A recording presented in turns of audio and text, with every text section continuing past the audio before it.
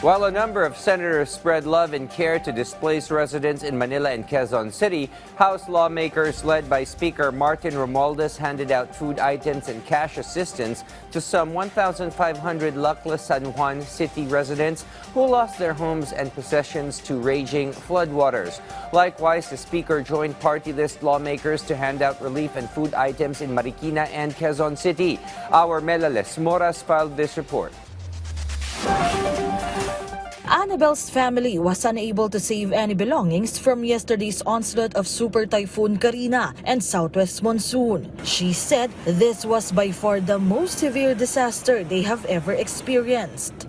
Wala na kaming matulugan, wala na kaming makainan, wala kaming damit, wala kaming gamit. Totally wash out lahat. So hindi ko alam kung saan pa kami pupunta. Hindi naman kami pwedeng magtagal dito. Another victim, Mira, was also traumatized by what happened.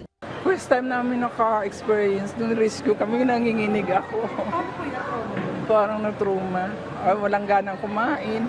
Annabelle and Mira are among 1,500 individuals staying at the San Juan City Evacuation Center due to the calamity. To help them recover, the House of Representatives, led by Speaker Martin Romualdez, launched a relief operation in the area where the evacuees receive food packs and cash aid.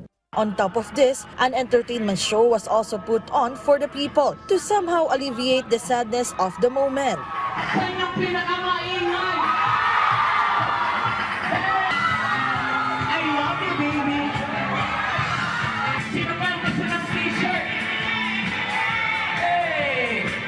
According to Speaker Romualdez, it is important for them to promptly deliver aid to our countrymen in times of disaster. So in the 2025 national budget, he assured to continue prioritizing funding for disaster response.